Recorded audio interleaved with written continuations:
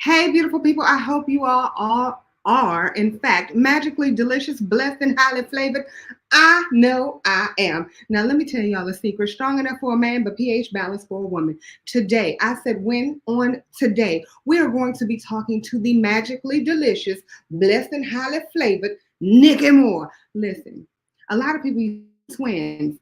Let me tell y'all the secret. Don't tell nobody, okay? One time, my husband saw a picture of her from behind and thought it was me. That just gave me all the confidence I need. Because have you all seen her? Now, anyway, so I'm gonna introduce you all, but before I do,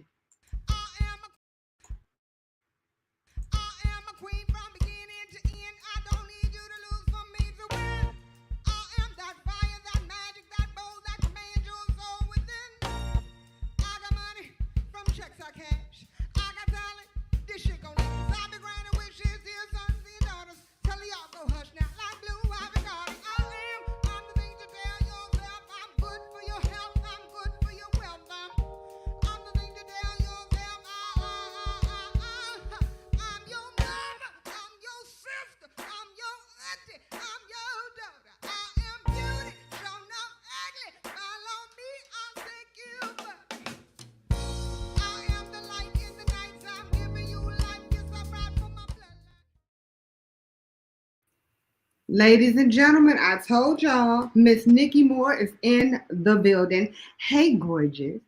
Hi, beautiful. How you doing? I am so excited to be here. First of all, I love you so much. Oh my God. You are one of my favorite humans. And I've said that since I met you because your energy is infectious. that's And how I feel about you. wait, here's the thing. People mistake us for each other. Twins, not just sisters, twins. And I'm like, oh, she light skinned. I like that. Okay. But see, listen, I gotta tell you, it's the personality. I will go with it's the personality because I think both of us have extremely big personalities. And then I'm just gonna put it out there. I don't care what anybody else thinks. I just think it's because we cute. We both cute baldy. know what? Girl, cute, bald headed, and got big old butts. Look at God. And big personalities. Big love us. We're fearless. We are fearless. And when we enter a room, we enter a room. Do you remember that time when we went to that Christmas party? So I can look like you. Hold on, wait. Not the same, but okay, close enough. Do you remember what time? Huh? Do you remember that time when we went to the Christmas party? And yes. We walked in, everybody was like, girl, like, wait, what's going on? What is Can really I going tell on? you that Emmerich ended up being the realtor of choice for my for the last real estate sale of a house that I was living in. Really? I didn't even know. It was not my house. Family. You got the family on transactions. I said, who's the realtor? Emmerich Peace. I said, oh, that's my guy. Look, I love it. I love it when family like is coming together and makes this energetically. Yep. I love it. I love it too. Let me tell you one of the reasons why I wanted you on this one. I say one reason, honey, it's so many reasons. Let's start with the fact that it's so taboo now in this society to tell the truth, right? And you're one of those people that is just unapologetically you. You are going to tell the truth no matter what. What is it? Tell the truth and shame the devil. You are going to give people what is supposed to be look, what is supposed to get been gave. Yeah. You are that person, and you don't sugarcoat, but you never make people feel bad whenever you I try not to.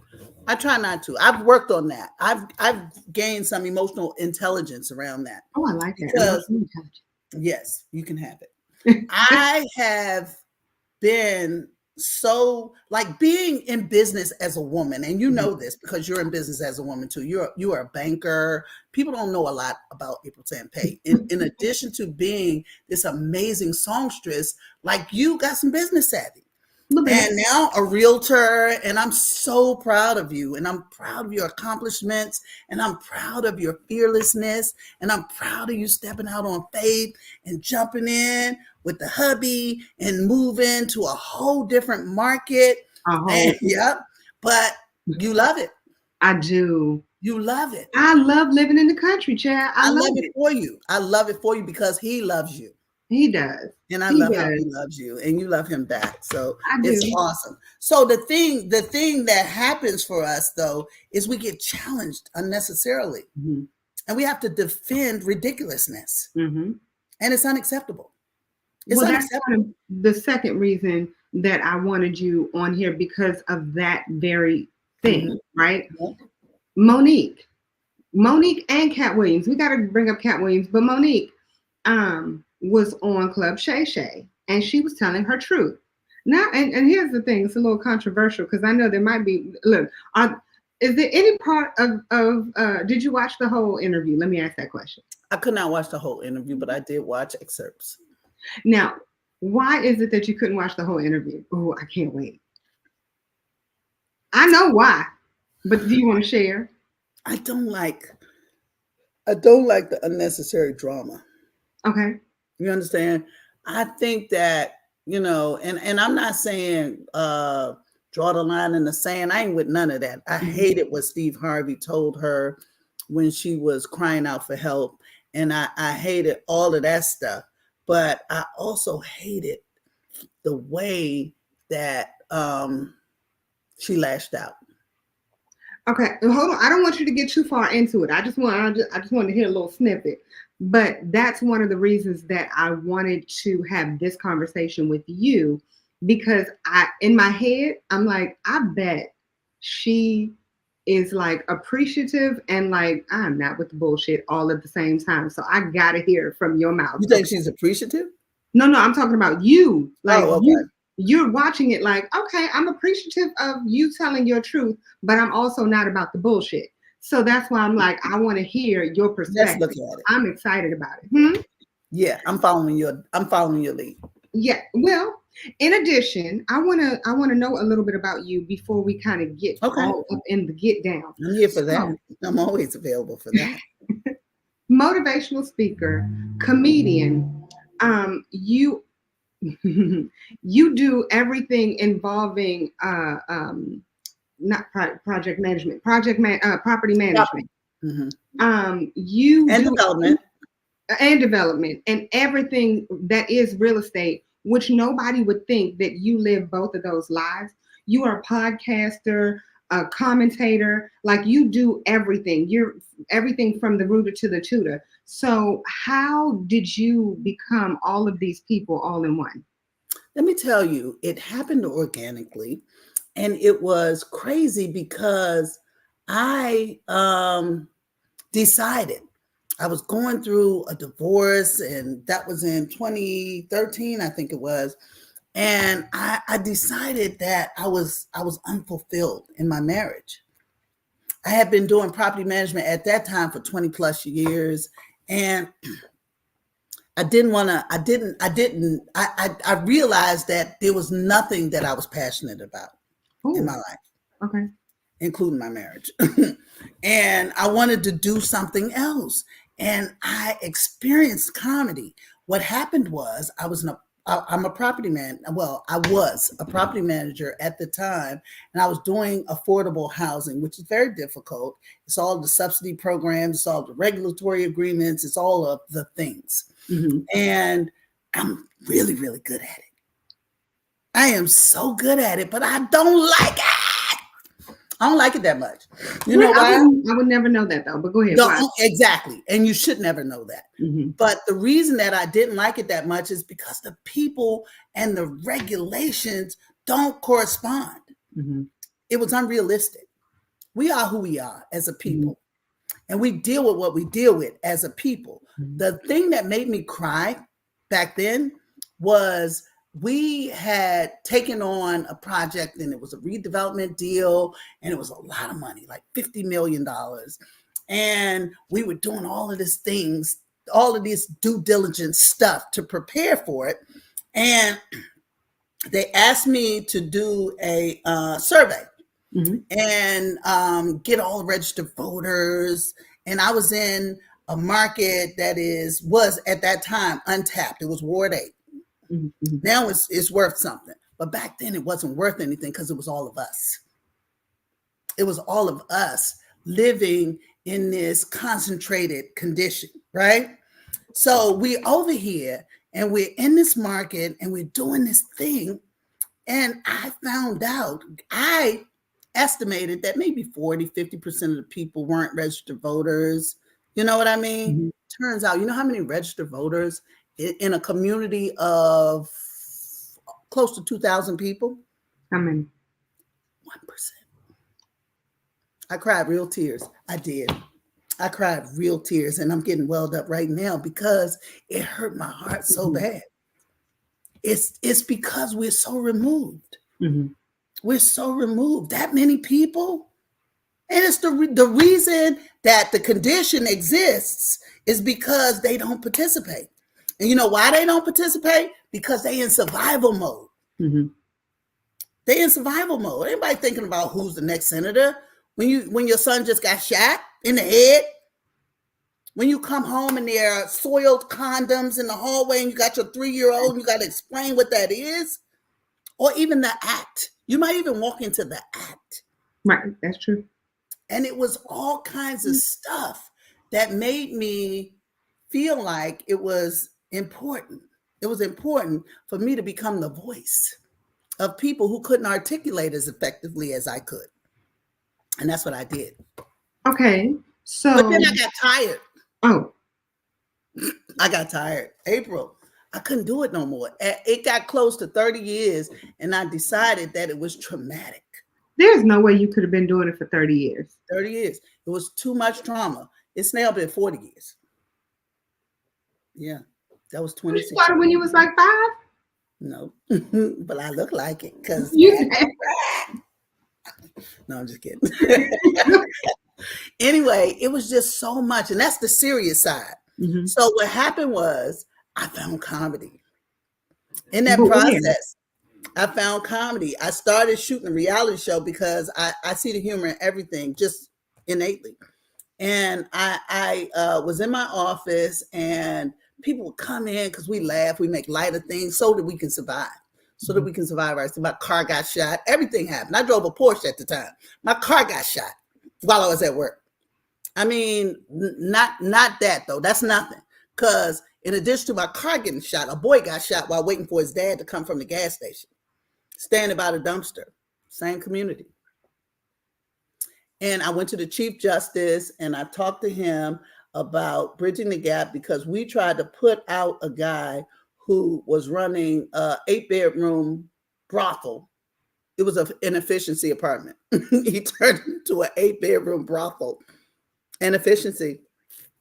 Curtains. It was Chiang Mai. It was Chiang Mai. It was terrible. Okay. It was bad.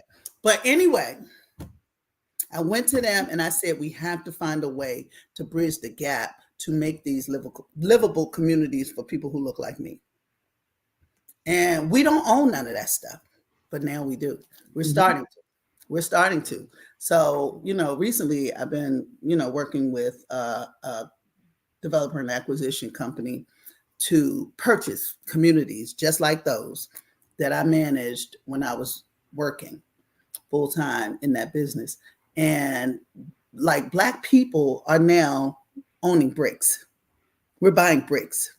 And that's so important. But the thing that transitioned me to comedy was the marriage. I'm pouring myself into this work. My husband is doing everything but me. And I was just like, oh, I'm sick of this. I'm sick of this. I decided we started doing a reality show. I created a brand, Just Jokes USA, and went out and became a comedian. And I decided that I was going to test it out because I wanted to propel this reality show. And what better to do it than being on stage every night? So I go and I do an open mic at Busboys and Poets, of all things, because I felt like it was a safe space because they do this instead of boo, Wait, for the people who are not from the DMV, what's Busboys and Poets? It's a restaurant. It's an open mic for poetry. Okay. So I went and did a poetry open mic, and I decided that was safe because I had a fear of failure. My relationship with failure was different back then. So when I did this thing, it was January 16, 2012. That was my first time publicly on stage. And I tell you, from that time to this, April, I've never met a microphone that I don't love. And that doesn't love me, as you know. You the same way, though. You the same way. You take the microphone and you command it so poetically. Oh, I love it. I love you. And I love all the stuff that we do. And I wish we could do more of it in more places. Well, we can. Well, no, we will. That's here's the funny part. A lot has changed in like. So I was just there for a quick show. We'll talk about it in a second. We'll talk about it offline. I know she's like, do tell. I was only there for 15 minutes. Okay. But I understand. For the 15 minutes that I was there, I did a quick show in Annapolis. I was able to perform for Westmore, Governor Westmore. Oh, Governor Westmore. Wait a minute, I'm this again now. Well, I didn't know I would go to Annapolis for Westmore. I didn't know he was going to be there, but Niki Moore, Westmore, touche. But my band is therapeutic for me. It's therapy, and I haven't really had that, since, and I didn't realize how much it was therapeutic for me. You know what I mean? And so it's funny because I think I told you, I was like, I don't want to do this anymore. I'm tired of being on stage. It's frustrating. It's this. It's that. You didn't tell me that. I'm sure I did. At least once or twice. I love you on stage. I would have been more objective. But I wanted to stop mainly because there's so much bullshit in entertainment, and you know that, right? Yeah. Everybody wants you to be a certain way. Everybody wants you to look a certain way, act a certain way. Which is another. And then they want you to play a certain way. And they want you, yes. Despite the fouls. 100%. I just had a foul yesterday with a client, and like he knew he wasn't playing fair. And I always play fair as a rule, right? Mm-hmm. I don't lie, I don't cheat, I don't steal, and I don't. Can I cuss? Yeah, have at it. I don't fuck with nobody's money. And I don't tolerate nobody fucking with my money. That's it. So I said, hi, baby. I said to this guy, without using curse words, because emotional intelligence. I said all of the things that would indicate that this is unreasonable, it's unprofessional, and it's uncomfortable for me. I'm not available for this. Mm-hmm. Don't fuck with the money, period, the end. And, it turned into a thing. So what I do is I go in defense mode immediately now. And I utilize every resource to my avail to win. Because I also don't fucking play fair when you fucking with me. Period. Yes. I don't. I fight to win. And if that means to the death, die, motherfucker. I was trying not to cuss. But it's still a little raw. It's okay. And welcome. It's welcomed here because we want you to be honest. Because I'm so good at what I do, no matter what it is. I will almost kill myself to make sure that I deliver on whatever it is that I promise. Mm-hmm. I never overpromise and underdeliver. I underpromise and overdeliver. So, underpromising and overing, you've put on, because you're also a promoter. Yes. You promoted some amazing shows. Yes.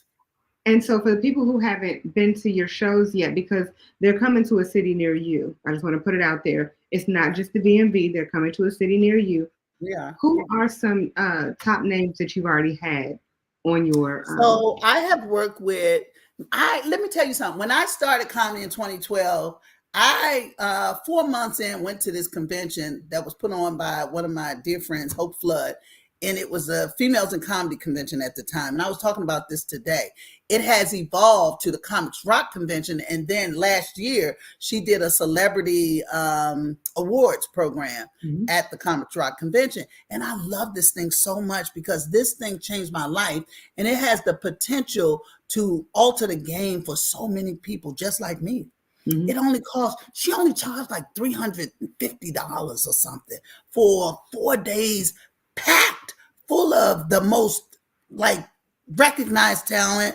Like I learned how to write from, I learned how to tell jokes, taking a class from David Arnold, who has left us.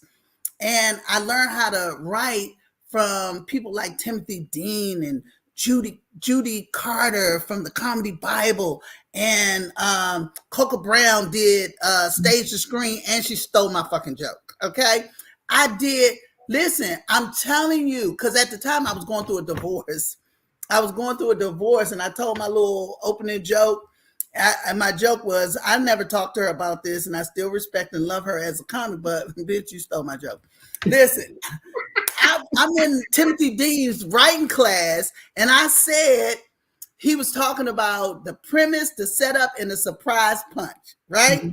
So I go in, I said, oh, I got a joke like that, because I had just started writing, and the comedy became cathartic. This is 2013 now. Became cathartic because my husband was being a maniac. And the divorce was so tumultuous, I didn't know how I was going to manage it. So I took it to the stage. I get on. So when he said, okay, the premise, the setup, and surprise punch, I said, I got something like that. I recently discovered I was in a same-sex marriage.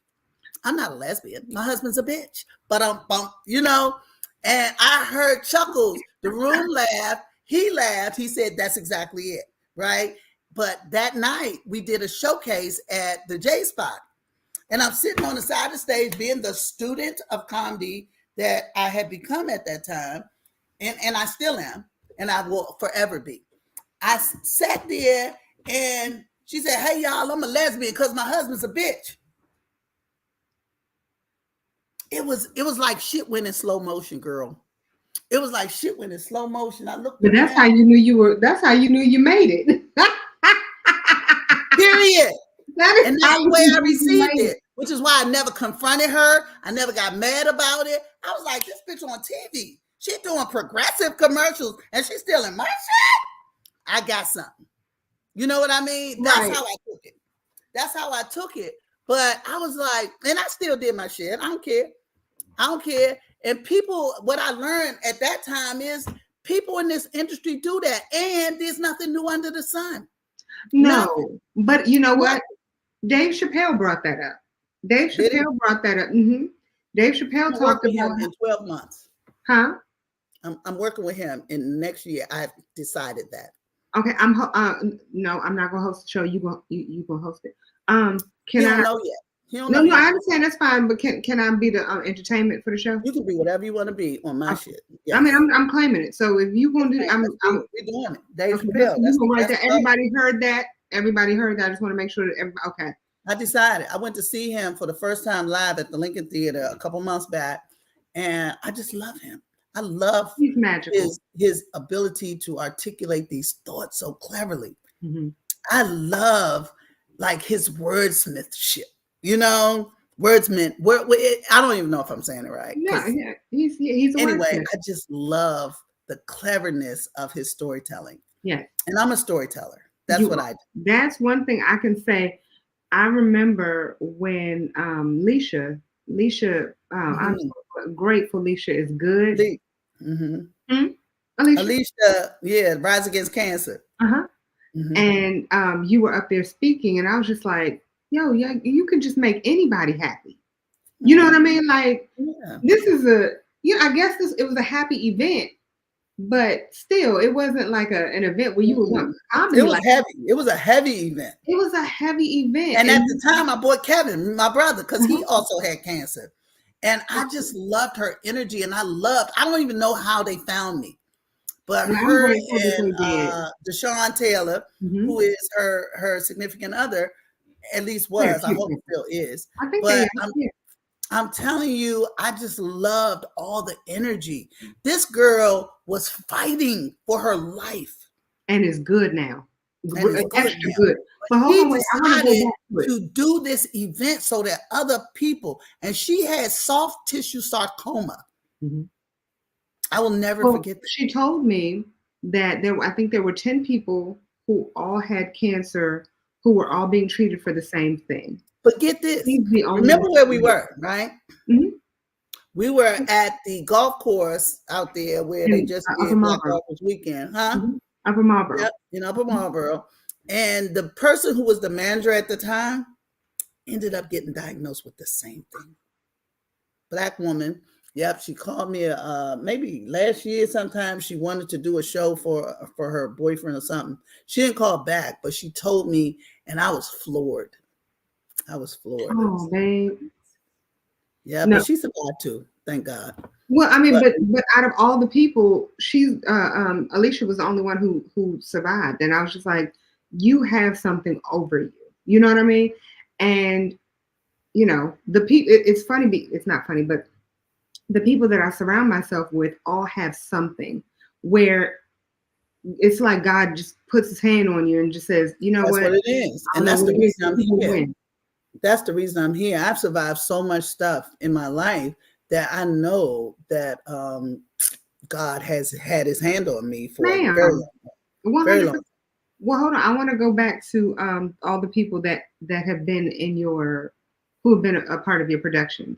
Okay. So you don't have to say all of them, but give me just name a few. So I have worked with Tony Roberts. Mm-hmm. Well, Tony canceled. I worked with Donnell Rawlings, Tony Woods, Timmy Hall, Skiba, Coca Brown, Hope Flood, Lunell. I love Lunell. I love Lunell. I love Lunell and her breasts. It's just I love her fearlessness. I love her unapologetic nature. I don't love when she fussing at me, because she be fussing at you, and she like the dream killer. But let me tell you, the reason I call her the dream killer is because she don't sugarcoat shit, and that has made me so much better in my career, in my endeavors. She's like, Niki, because when you know how when you're a new comedian, you always want to know how you did, right? Mm-hmm. Don't get off stage asking how you did. You know if you did well, if you fucking bombed. You know if that shit was shit. Like, she wouldn't go for nothing. She would, like, at this convention at Hope, I love Hope for being an innovator and creating space for people like me in this goddamn arena, because this is an unforgiving, relentless brand, like business entity or industry. And I mean, new comedians from all over the globe. This lady created an opportunity for us to come together and learn from industry greats, people who we may never have laid eyes on, much less been in the same room with. And I freaking love both of them. Both of them. BOF. BOFA. Both of them. Okay? Both of them. Like, they are just women. And last year, I had the opportunity to be in the room when she did this celebrity award ceremony, and she gave these people flowers. Like Lunell. Lunell, you know, got an award. D.L. Hughley got an award. Chris Spencer, Kim Whitley, Buddy Lewis. So many of the people who have impacted our industry. A few years back, she awarded Michael Williams, who was the founder and creator of the Comedy Act Theater, first ever Black comedy club chain in America. Only reason you know all them other motherfuckers is because of him. Wow. And I say that with liberty. I've taken a liberty to say that because I've had conversations with some of the people who have graced that stage and, you know, built their brand on the Comedy Act Theater brand. And, you know, some of them have minimized and said, well, all he did was rented a building. No, he didn't. He created a stage. because nobody else had done it. In 1985, this guy sitting in the back of a comedy club, mainstream comedy club, that means like mainstream comedy club in LA, after having a night, he was a roadie for Quincy Jones, right? And the guy he was working with, they finished. It was a rough night, lives in LA, born and bred. And he's there, and he is sitting in the back of the room. And he said every comic that graced that stage that night was white except for the last two acts. And the last two acts were black. And he said to himself, this is 1985, what would this be like if it were all black? And from that, the explosion of organized comedy that has ensued is not anything. Like, I hate that we don't know this story. But there are a lot of stories that we don't know. And I think that there are a lot of stories that we don't know. There are a lot of stories that we don't know because we don't bother looking for those stories. But the story ain't told. That's why you don't know it. Even if the story's not told, I'm just saying that there are a lot of stories that we can go look up. And there are a lot of people who have created space for us to be able to do what we're doing right 100%. Now. Right now, Black people. So, hold on, because I want to get back on topic because that's okay. Because I want to talk about. No, can I say this first? Well, yeah, but I was talking to a group of millennials the other day, getting prepared for an event that the mayor was doing. And I asked them if they knew who Dick Gregory was. They did not. I asked them if they knew who Stokely Carmichael was. They did not. I asked them if they knew who Kwame Ture was. They did not. I asked them if they knew so many trailblazers who have created the opportunity for us to just be who we are in this country. Yeah. And they didn't. And they were so haphazard about the fact that they didn't know. And I thought their parents have done an awful fucking job. I'll say that because they were young enough to be my children. And why wouldn't they fucking know? Right. Why wouldn't they know? These are the people who created the opportunity for you to breathe with ease. They sacrificed. They impacted your culture in a way that makes it easy for you to walk down the street looking fucked up, because that's how most of them look right now. Well, okay, I'm going to give you that 100%. Anyway, but one thing. Well, no. To piggyback off of that, I'll say this: the one thing that the people who are listening need to know is that that's your new role, right? You make sure that you grab the hand of the next child and say, okay, let's sit down and talk about who you are and where you came from, right? So you just gave me that job because I don't want it. You just did it though, but you did it. So you gave yourself that job. Okay. So I mean, it's already done. If you're doing these events and you're having conversations, I feel like my life should be behind me. No, I'm wrong. I'm wrong. No. You said no. But if you're having those conversations with the children, I always have those conversations because it's so important. My life is so rich because I know who I am. But just jokes is one of the things that's also creating that. See, the thing that I think is beautiful is that you're opening up doors, not just, and that's one of the reasons I was asking you all of if you can name a few of the people that you brought on the stage. You spoke about a lot of like heavy hitter celebrities, big names, but you also talked about the people that aren't necessarily as big, as heavy of a hitter. I forgot Tony Woods. Did I say Tony Woods? Yes, that's my favorite comedian. Hold on, wait, Tony Woods. Okay, Tony Woods with the little bitty man boy talking about. Fish Man. Did you see him on Joe Rogan? Yeah. Did you see it? Mm-hmm. He called it not a fish man. He called it a merman. He called them both. He called him a fish merman, not a mermaid, but a merman. Yes. Mm-hmm. Listen, I love him so much. Like I just when next time you talk to him, tell him I miss him and tell him I love him. He posted something and gave me some love. I was like, oh, you remember me? Wonderful. I love him. Tony Woods is the most unsung comedian that I know. 100%. He is the most. I just want to see him win. I want him to. Oh no, he's going to win. I want the world to know Tony Woods, but they did him a big right now and look up Tony Woods. So if you're not watching this live, if you're watching it live, don't stop what you're doing. But if you're not watching this live, make sure y'all go and Google Tony Woods and make sure you follow him because he is magical himself. But anyway, go ahead. I'm sorry. He is. He's amazing, man. And the world should know who he is, really. Let me tell you that you and I are the worst because I love talking to you about everything and we just go all over the place. So but that's okay. No, it is 100% okay. This is magical, and we're going to be doing this more often because this is magical. I'm having fun. So I wanted to talk about the whole Monique situation. Oh, honey, all I want to know is I want to hear what you have to say. So hold on, I want to just bring up a few things. Okay, we'll just bring them. Huh? Oprah Winfrey calls my husband. My husband explains to her what's going on. She says there have been times I've had to draw the line in the sand. You've got to draw the line in your sand when you know they're asking you for too much. She said, you're absolutely right, and I understand your position. Everything we're saying to you, it can be proven. She had him on speakerphone.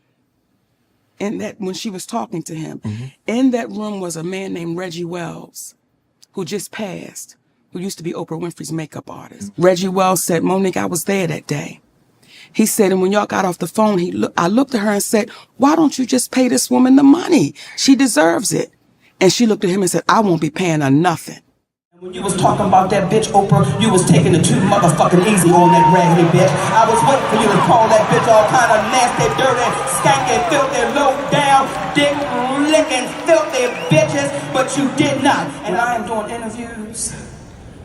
I'm a motherfucking lady. Now, if there was anybody other than Oprah and Gail, if their name was motherfucking Shirley and Brenda, and the nigga that Brenda had was named Earl, and motherfucking Shirley was there all the motherfucking time, y'all know what Earl would say. You know I'm fucking both you bitches. I'm sorry, what happened? I was busy. Okay, so tell me about your love affair with Miss Monique.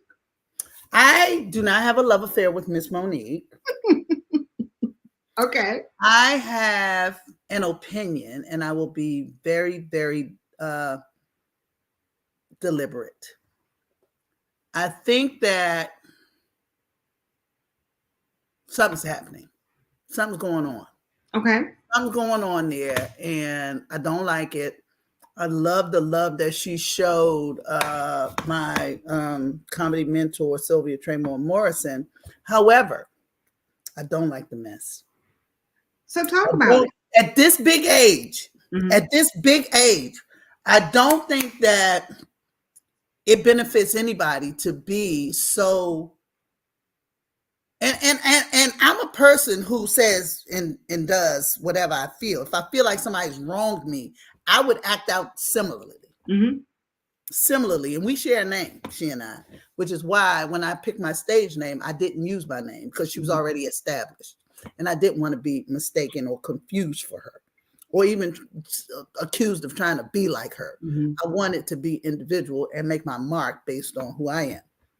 And have, but go ahead. Thank you. But I think that I didn't like it.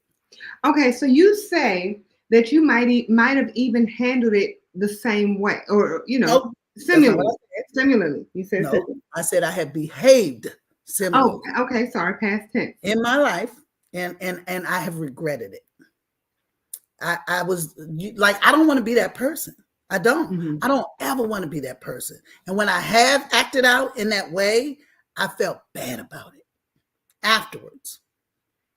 I felt bad about being so unnecessarily malicious and boisterous because what she's doing is she's crying out.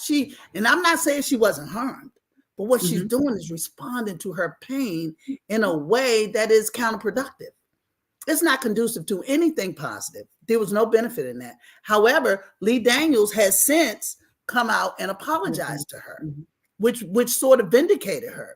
And I feel bad for her because I understand as a woman in business, like we go through shit.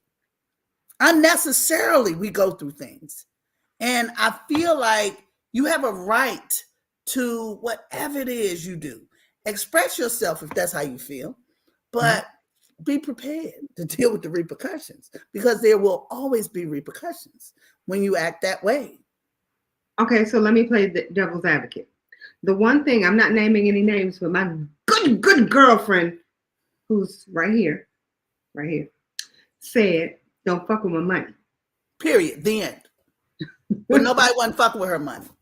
Well, so as it relates. Nope. You and your fucking team have a responsibility to make the fucking deal that you need made. Don't get mad at other people because they got motherfuckers that's advocating for them in a way that they get you what you need. Not disagreeing with that. Oscar winner. Who the fuck is managing your shit? Not disagreeing with that. You gotta get mad about some after the fact shit. That's some after the fact shit. Okay. Not disagreeing with that, but the whole Tyler Perry situation. So her issue is that Tyler Perry said something so negative about her that it kind of blackballed her or blacklisted her. Did you hear it? Oh, yeah, they actually played the video. So, and I'm sorry, I actually wanted to pull the video. I just didn't have enough time. Well, what did he say? He actually said that they had a conversation with him and then recorded it.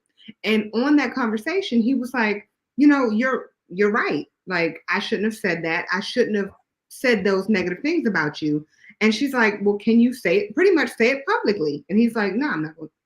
But they recorded it. Why they just say it publicly? They put it out. It's out. Then why you gotta be all on stage acting like a wounded kitten? Well, because even if you do put it out there, background that shit. Okay, background it. You win and then you talk shit. But that was also years later. This is many. But you got hit with a rock and you crying. That motherfucker threw a rock at me. No, bitch, go find some resources and get that shit fixed and then talk about it. And talk about how you won. How you won with your receipts. Okay. That's the game. Don't nobody want to, let me tell you something. I'll tell you a story. I had a friend that was in jail. Mm-hmm. Okay? And the friend was a civilized person, ordinarily. But they had fallen on hard times and found themselves addicted to drugs. Mm-hmm. And, it landed them in jail. They did like a 60-day bit or something, right? And while they're in there, they mad that they can't sleep at night because people making noise and screaming and talking about their rights and all of this shit from the fucking cell. Mm-hmm. So nobody's listening. Bitch, get out of jail and stay out of jail and then advocate for inmates. Nobody's listening to a fucking inmate advocating for other inmates while you're inmating. You understand? Okay, so yeah, I hear what you're saying. Do I agree? Not necessarily. Perhaps I didn't express it clearly enough. No, you expressed it clearly. My point is that might have been a terrible analogy. Not so clear. But my point is you screaming and kicking and stuff like that, but it's not effective. Because what happened, and this is from my own experience. Mm-hmm. My experience has shown me when I scream and shout and cuss and fuss and all the things, because I'm capable of all that. Mm-hmm. All that. Same way. I have acted out similarly. I'm not judging her. I'm not. I'm saying it was a fucking mess, and that's how we see it. That's how we see it. Plain and simple. It's not effective. It's not effective. You can't be my sweet babies, today, and then them motherfucking bitch Oprah. It's like you bipolar. What the fuck are you giving us? What are we? You're on Team DL side. I'm always on Team DL side, but that's not. I know this. That's what I'm on the side of right. You being the devil's advocate for real. I'm on the side of right. I'm on the side of right, and the reason I say that is this ain't about DL. This is the Tyler Perry Oprah thing. Like I would have taken a different approach. That's all I'm saying. Okay. I would have tried to use my receipts to win. So what if you did everything without saying it, without being handling it the way that Monique handled You it? could have done Meaning, everything. well, no, hold on. So the situation, based off of what Monique said and what some of the receipts that we've heard have said, or heard and seen have said, the At situation the was time that she carried on like that, there were no receipts. no, yeah, in the beginning, yeah, there were receipts. She didn't put them out. Nope. So hold on. So in the because remember, yeah, she actually did. With what's his name? Oh gosh, the makeup artist. So okay, The dead one who can't tell the tale. at the top, ma'am, if you don't listen, I'm gonna need you to listen with your ears. You talking about the Reggie Wells thing? Yes, he was on her show. He did. He was on whose show? So they had. Remember, they used to have a podcast. No, I didn't know that. Yes, ma'am. So he said that. Oh, he heard that. Yes, he was there when the husband and Oprah were having the conversation. He said, I was actually there. She had the phone on speakerphone. And she said, I would have felt the same way you felt. And then after they got off the phone, Reggie said, well, why didn't you? No, I heard what she said, but did you hear that come out of his mouth? He said that on the actual podcast. You heard it. Before he died. You heard it. Pull up the receipts. It's all on the YouTube. You need to show me that. I haven't seen it. Okay, no problem. I mean, here's the situation. He said it. But I personally don't care too much. I just enjoy this conversation. You're mad. You like the mess. I don't care, not even a little bit. I just am really enjoying the conversation. This is fun. Like the mess. I like mess too, but you know, like I like good organized. Honestly, who is on the side of right, and I don't think that like some of the things that have been said during this whole back and forth are messy, pulling people in that shouldn't be in. If me and you fighting, it's me and you fighting. It's not me, you, and my baby. It ain't me, you, and my husband. It ain't me, you, and your husband. It's me and you. Mm-hmm. So if you need to take jabs at me, that's telling me you're operating from a place of wounded. You're operating in your pain, and that's never effective. You got to feel, think, then act. I'm not going to disagree with you on that one. I think is feeling, acting, and then thinking. I don't know if she's thinking at all. I'm not even going to call her a bitch. I take that back. I wish we could cut this out. Don't take that back. No, I think that she is wounded and rightfully so if she believes that. But I also think that there's a responsibility that comes with what we do. And if you have an audience of no matter what the size, you have to consider what you deliver. Mm-hmm. And this is learned behavior for me. This is not me judging her because I'm not. I am her. Right. I am her and I have been her because it's hard as shit out here for Black women, especially Black women in business. But at some point, you got to stop and think. What do I gain from this? And I would venture to say it has not been 100% beneficial. It probably got her some attention, and her audience has grown. In watching Club Shay Shay, I'll say this. This is the way it looks to me. It looks to me like she wants to be heard. Of course she wants to be heard. Otherwise she wouldn't be talking so loud. Well, the microphone. I feel like she hasn't been completely heard. I feel like everybody has done everything to stop her from being heard. Now, to your point. Nobody hears you when you're doing, ain't nobody listening to that shit. They're going to tune it out. But when you say, I don't appreciate what you did to me. I don't appreciate the way I was treated. Here are the facts. And this is not how I do business. Who's not going to hear you? To your point. That's it. Did she do it? Could she have done it differently? 250%. But it's the same way kind of looking at, so that's one of the reasons why I even brought up Katt Williams. with Katt Williams. How do you feel about the way that he handled everything? I don't feel no way. Ma'am. I'm entertained by it. Very much. I'm entertained by it. I think that in Katt Williams's case, it was one of the most brilliant marketing strategies that I have ever seen. This motherfucker's tickets have to be flying off the shelf. He added people to his tour. The tours are selling out in advance, and I think it's brilliant. 100%. And I think that the fact that so many people who wasn't even named started responding. Mike Epps was like, why you ain't say my name? You ain't say nothing about me, little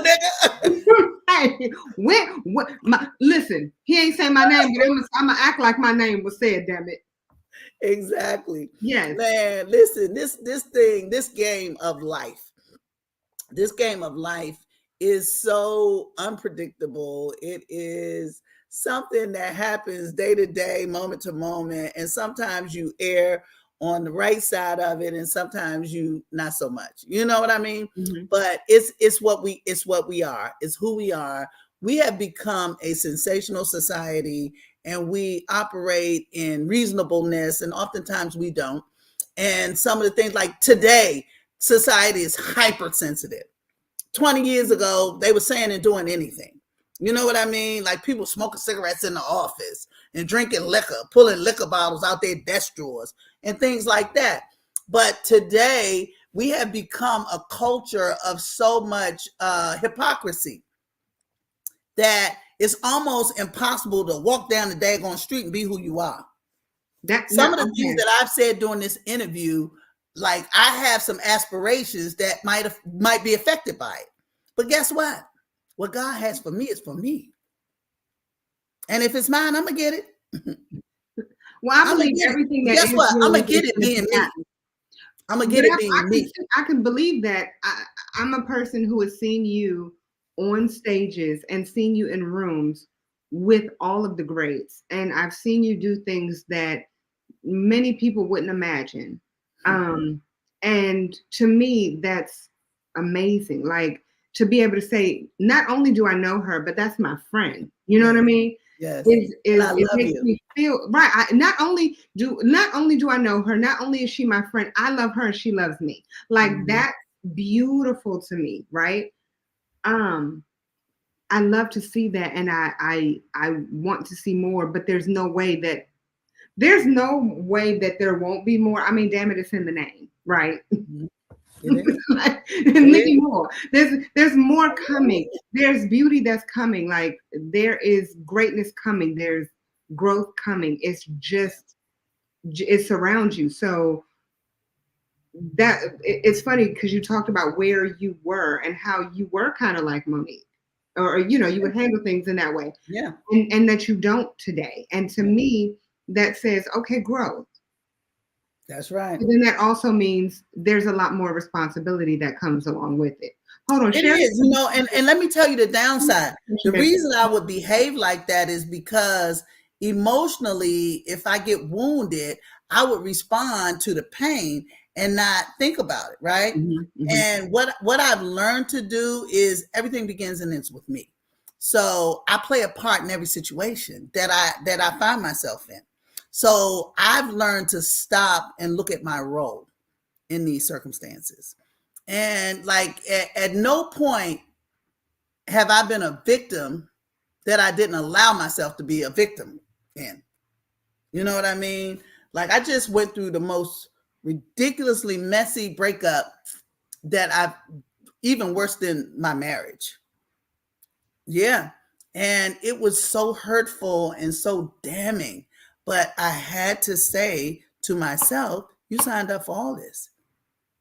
That man ain't do nothing to you that you didn't allow. Oh, wow. And when I stopped participating is when it ended. Oh, wow. You know? Yeah. But like that victim stance is not something that I subscribe to under any circumstance, because I'm a grown ass woman. I am more grown than I've ever been. And at this big age, which is one of my most favorite sayings this year, like at this big age, there are no excuses. No excuses. Mm-hmm. You know, I tolerate what I tolerate, and what I don't, I don't. I do what I want most of the time. And I love my life. I love my life this way. I love who I am. I love who I've become. I love how I love people. Like, I love hard and fast. Take a lot. I don't need to study. I'm old. You know what I'm saying?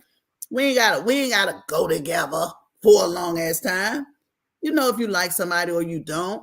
And the thing is, I'm not gonna stop pursuing love because, you know, love didn't work out next door. I'm gonna keep being who I am because I like her. You know, I'm glad you said that as well. I'm glad you said that because there are so many people that when they experience anything negative, anything, they're just like, I'm put the doors closed. I ain't doing this no more. I ain't messing with men no more. I ain't messing with nobody. I'm gonna be celibate for the rest of my life. No. Oh, also, it's Black History Month. I ain't never shopping at black businesses. I'm not doing it. I really have a passionate disdain for unprofessionalism. 100%.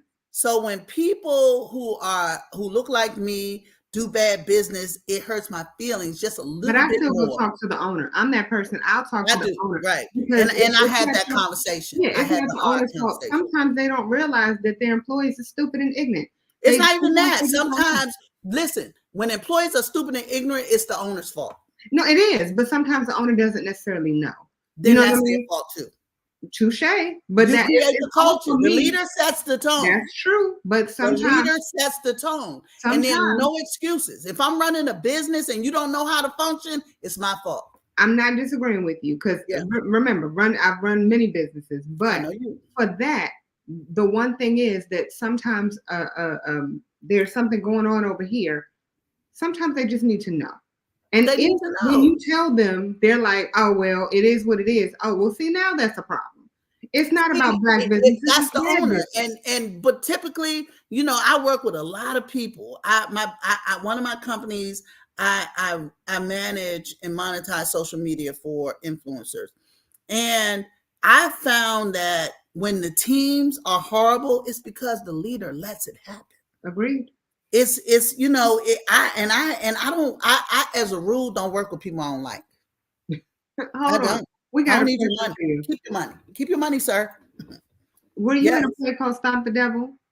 I don't think so. I don't know, but I don't recall. How many plays have you been in? I didn't know you were in that many plays. I don't know.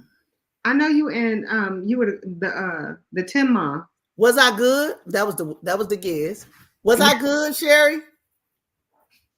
Hold on, wait. It's in 2009. No, that wasn't me. Oh, I think it was. What? That was before I was even a comedian. That was with Green. His last name was Green, right? Yep. And I was talking about the preacher eating fried fatback. Yep. That was me. Thank you. Wow. She was in it with you. What was your role? I was about to say, what was your role, honey? Oh, this is great. Look, we bringing families back together. Look at God. She said she was what? Sorry. She was at my house. It was at your house. We were at your house rehearsing. I think I remember that. Lord, that's awesome. Hey, Sherry. Like I love this. Hello again. Hey, sis. What was his name? What was his first name? Green. His name was something Green. I haven't seen him in so long. Again, I remember that. Tell him to stop calling you. Hold on, go ahead. You want to ask? No. The call not even coming through. Oh no. Marlon Green, that's right. Yeah. Oh, Marlon Green. You remember him? Yeah. Marlon used to be my teacher. Yeah. He did? He was my teacher he was like 21 when I was like 18 in high school. He was fresh out of college. Or whatever. He was our sub. So he might not have even been like this is Monroe calling me. Monroe Elise. Monroe is in the Shy. Tell me. You remember her? Yeah. She's in the Shy. I'm on April's podcast. Please stop interrupting. Yes, stop interrupting. Hey, baby. Hi, sugar. I'm sorry. I'm trying to have a career, okay? You're not the only star. Ever since she's been a star for them 3 days, I can't get her to do nothing right. Oh, sister, go ahead. Listen, April, it's so good to see you. Look, it is magical seeing you. Huh? I said it's magical seeing you. It's always a magical moment. Yes, daughter. Come through, niece. I love it. I love it. You go ahead. I'm sorry. Go ahead now. Bye, child. I call you. I love you. Hold on, wait. We went to the same. Now, hold on, wait. Now this is really. Lord, we all went to Parkdale. We what? Y'all went to Parkdale? We went to Parkdale. We can't talk about those days. I went to school in DC. Yeah, I went to Parkdale High School. We can't talk about. Thank you, Sherry. I love you too. Okay, so real quick, when it comes to, again, Black history, I wanted to bring this up. We talked about this. Hold on, wait a minute. And there's a woman still alive named Sylvia Tremore Morrison. That woman got paid in a Coca-Cola. That woman got paid in a Coca-Cola at her next gig and $5. She was the first Black woman to write for Saturday Night Live, but they have her listed as a production assistant. And she's still alive. That's why I speak the way I speak, because I will not let them wash her out of history as if she never existed. You know what? I need to have her. We're going to have to interview Miss Sylvia, honey. Indeed. When I tell you, she is magically delicious, blessed, and highly flavored, her damn self. I wanted to tell you about Sylvia. Brought that up. Sylvia, when I started comedy in 2012, Sylvia is the reason I went to the comedy convention where I met all these people that changed my life. So Sylvia, I talked to her. I would run things by. In my life, I have always had people who I have mentored me. Mm-hmm. And I look for mentors in industries and various disciplines. And I was a new comedian as a woman of a particular age. Mm-hmm. I was in my 40s when I started. Really? And I said to Sylvia, like, this seems like a good idea. Should I do it? She said, I think it would be good. And, I was 4 months in when I went to LA. I got on a plane and I went out there by myself and I met all these daggone people. It was the most enriching experience that I've ever encountered. And it taught me so much. And from year over year, it got better and better and better, right? And because of my personality and my nature, like all you got to do is get me in the room and I'm going to take it from there. That's it. I don't need you to do nothing else. You ain't got to introduce me to nobody. I will take it from there. So Sylvia told me to go. I went. And Sylvia, I would have Sylvia introduce me when I decided to start producing shows is when I came back. And I did my first show in June 2012. It was a Comedy Idol competition. I hired Tina Graham, Michael Williams, and the Fat Doctor. Fat Doctor was he was one of the writers for Richard Pryor. And he was a comedy. He was teaching comedy. I took his class and I hired them to be judges and I had a comedy competition. And back then, I was trying to find my niche because as a woman of a particular age entering into a new market, I knew business, but I didn't know the comedy business yet.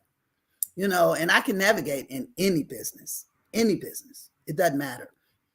So I did this competition. I was there in April. I did the competition in June, same year. And I flew them all in. And my brand is synonymous with luxury. Mm-hmm. So everything I do, I try to do luxuriously. I try to make sure that the people have a luxurious experience, the people who I work with, the people who I hire, the comics. That's why to this day, when I call people, they answer the phone. 100%. Because I don't mess around. I don't fuck with the money. I do what I say I'm going to do, and I make sure and treat people well. Mm-hmm. Let me tell you, when Sylvia would introduce me, before I walk onto the stage, people standing up giving me a standing ovation. And I ain't did nothing. Right. Okay, lady. Right. You quiet. Listen, And one of the things that affirmed this for me was I had met Sean and Marlon Wayans at the Baltimore Comedy Factory one weekend. Mhm. And they Sean was super kind. Marlon was nice, but he was, getting ready for his set, so he didn't have a whole lot. But when I a couple months later in LA at the Comedy Store, I met Damon by chance. And I told him, I said, I just met your brothers a couple weeks ago, Sean and Marlon, at the Baltimore Comedy Factory. He said, were they kind? That made me feel warm, like they do this deliberately. This is intentional. And it meant a lot to me because it's important. Customer service is important. And people don't understand. Like if I'm your fan, I'm your customer. Right. And it's important that I like you. Agreed. It's important that you're kind to me. I'm kind to everybody that I encounter, unless they become an asshole to me. And even now, I've managed to lash out, but responsibly, for the most part. So I'm telling you, it's just people don't understand. People will always, they may not remember your name. They may not remember where they saw you, but they will always remember how you make them feel. That's 100% accurate. And it's so important. And people don't understand that. But now that I think about it, because these dates, right? I've known you. I feel like I've known you for at least 100, 200 years. I don't know, give or take. I know, right? I have no idea where we met. I have no clue. It was just like one day we met, and then the next day I'm let me tell you what I remember though. My name is APRIL SAMPE APRIL SAMPE. I was like, I love her. You sang that shit. I never forgot it. Is that how it? I mean, you do it better than me because you're the songstress. I'm not. But you had a way with that motherfucking. Oh, girl! I said, oh, I wish I could introduce myself like that. Everybody would know me. And you're beautiful on top of that, and you kind of look like me. So I was like, oh, I love her. I want to know her, and I want to work with her. But been working together ever since. Yeah. From doing which we need to start doing out here in these goddamn streets. So for all of those wonderful people who are watching, every once in a while, at least once a year, I post this video of us being over at Niki's prank calling people. That was the most fun, wasn't it? That was hands down. That was so fun experience ever. How about the lady? We called this lady that was a friend of mine. We called this lady and told her her daughter was had a dog. The dog they chewed up the screen door and she had to pay for the screen door. And the lady was like, "What the hell they do to the screen door?" No, the guy who left his Viagra. Yeah, no. He said, did he say he had Viagra? The little boy stole his Viagra. Yeah. And I was like, I said, well, do you need Viagra? He said, yeah. Like, sir. It was so fun. It was so fun. That was me, you, Michael Williams, everybody. The Comedy Act Theater, Erica, and it was a few other. Lester was here. We had so much fun calling people that day. Magical. We called this pimp. The pimp threatened to kill. I think we called two pimps. I don't know if it was one or two, but he threatened to kill somebody. Girl, it was just so much fun. Oh, the day. We called the store. Remember, we called the restaurant and said we was from the commission with no legs, and we was coming with a busload of crippled people, and it was 40 of them, and we needed wheelchair. We needed wheelchair access. It was Matchbox. We called Matchbox, and the lady was like, I don't know if we get you. So you discriminating against us? No, I'm not doing that. The lady was almost in tears. We called the Outback and said that the man got served too many drinks and killed a squirrel. Y'all. The bartender was like, I don't know this guy. I didn't do it. Y'all don't We understand was like, you how scraping up the squirrel on the side of funny. the road, sir. It was so bad. Like, I Those were mean, the days. we hurt people's feelings, and it was the funniest thing ever. Those were the Those days. were the days, and we're gonna have to start doing that again very soon. Again, it was so Because fun. it's important, and that's one thing that I was very proud of myself for, because I did voices, and I was like, any voice that I could come up with, I was gonna do. You did. I missed those Didn't days. you talk British to the guy with the Viagra? Yes, I did. You And he was sounded like, like a British do woman. you know how to speak Japanese? Yes, I do. Don't know how he got so excited. It was so great. fun. Oh It was my God. great. Y'all, I miss my life with you. well, listen, the next, in all seriousness, because I keep saying the next time I'm in town, but I always come in for 15 I'll minutes. come there. You are very much welcome. Wait, where is that again? Augusta. Augusta. I keep wanting Down to to say the Augusta. Because everybody says everything but here. Everybody's like, oh, how's Atlanta? It's great. How's Macon? Wonderful. How's Savannah? Also great. Can we go to Augusta? I really like Savannah. Savannah's I went to Savannah. Yeah, we did a whole. Remember when I told you, me and Cuckoo, we did a whole trip, right? And we went to Savannah, we went to Macon, we didn't come to Augusta because I wanted to. We went to Atlanta, and it was just, Savannah is amazing. It's magical. Savannah gives you New Orleans vibes, but it's cleaner. It does indeed. Yeah, so it gives you New Orleans vibes. It's just, people aren't crapping on the side of the road. How far is Savannah from you? 2 hours. Dang. Everything was 2 hours though. Everything was 2 hours from you. Macon was 2 hours. Atlanta was 2 hours. It's not a hard drive. That's the good thing about it. Like, driving from DC to Philly is not 2 hours in a car for me is a hard drive, no matter where the fuck I'm going. DC to Philly is not a comfortable drive though, because you're stop and go traffic. There's traffic. You know what I mean? That's a 2-hour drive. I just like the Northerners better. I don't like driving long distance. I mean, I don't either. See, I mean, the good thing about going to Philly is you could just take a train. We don't have those things here. You don't? No, there's no like Amtrak here. I know, it's so strange. Why are you kidding? I need you to call the Amtrak people and tell them to get you getting. We need to talk to Biden or somebody about that. And you know what? I believe that you can make it happen.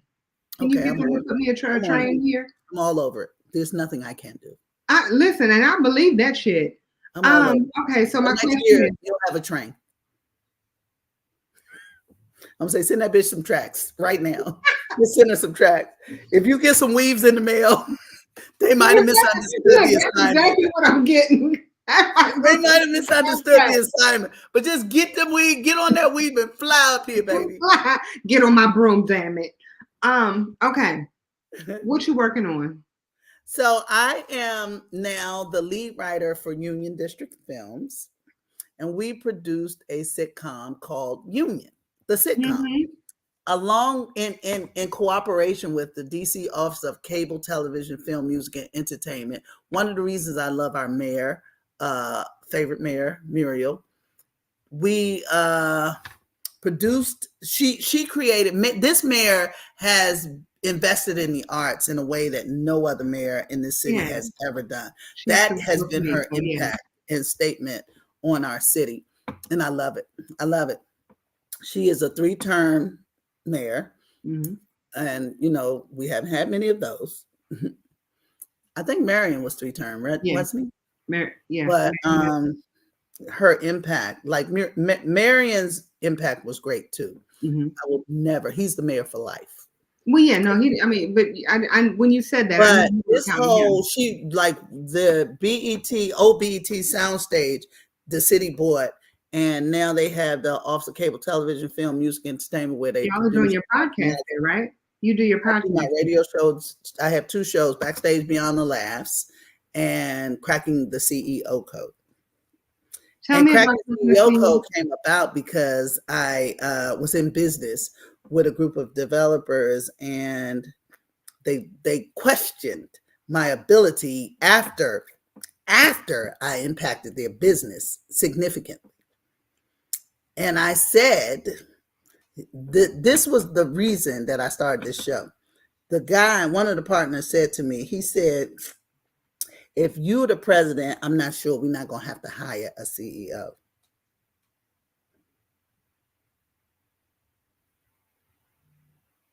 I wanted to say, Ninja.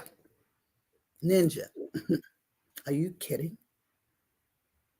The company is worth money because of me. 2 years in, I did what I do so good that you offered me a partnership. You know what? I can't talk about this. Look, because I can see the smoke. I need you to cut this part out for real. Oh, I can't. It's live. Oh shit! Fuck them. They robbed me. Anyway, the whole thing is pretend like cracking the CEO code. I said, you know what? If that's the case, I want to know what it takes to go from good to great. What does it take to go from good to great? So I set out on an adventure. They'll see it again. I set out on an adventure, and I decided that I would go out and talk to 100 CEOs at the top of their craft, all walks. I want to know all kinds of business, not just what I do.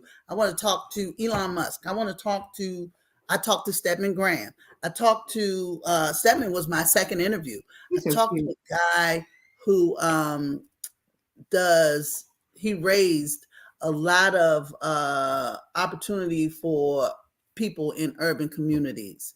And it was I have had some of the richest conversations with people about what it takes. I want to know what they eat. I want to know how they sleep, what they drink. I want to know best practices. And that's what cracking the CEO's code is about. I actually want to talk to you about it. Okay. Yeah. Let me know. Because you have gone from banking to, the entertainment. You still doing the entertainment, but you said you don't want to do it no more. I don't understand why. However, you now are a real estate professional. Mm-hmm. And I love it. I love it for you, and I love you in it.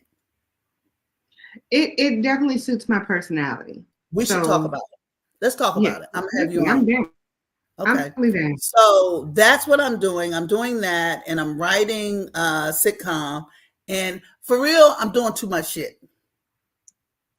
I'm doing so much shit, girl. No, we got a sitcom. We got the podcast. We got the radio show. No, two podcasts. Two podcasts. All them radio shows, podcasts, whatever you want to call it. Talk to me about Just Jokes. Where's Just Jokes going? And I'm producing live comedy shows. Okay, so what are the next shows coming up? June 1st, Mark Curry, Capital Turnaround, beautiful venue in DC. I'll be there. Mark Curry's birthday show. I'll definitely It's called Laugh or Go-Go. You should be there. You want to be on the show? I think so. Well, yeah, sure. Why not? Because I'm actually going to be hosting a wine festival while I'm there. So yeah, hell yeah. Where? Singanore? Linganore? I said Singanore. Okay. Yeah, you should come do it. Come do it. Let's talk about it. Be on the show. I love it. I would love that. Because Laugh or Go-Go is a series that I want to produce of like Just Jokes and Notes, what we've done in the past. I love it. Except we also incorporate Go-Go. I can do that. I can do one Go-Go song. That's the music love language of DC. Yo, I can see you killing that though. You've been to a lot of the shows that Tricky Ink puts on. Yeah, who is that? You don't know who? Girl, sit down. You never heard of Tricky Ink? Black. For the how many blacks are there in existence? That is a true statement. That is okay.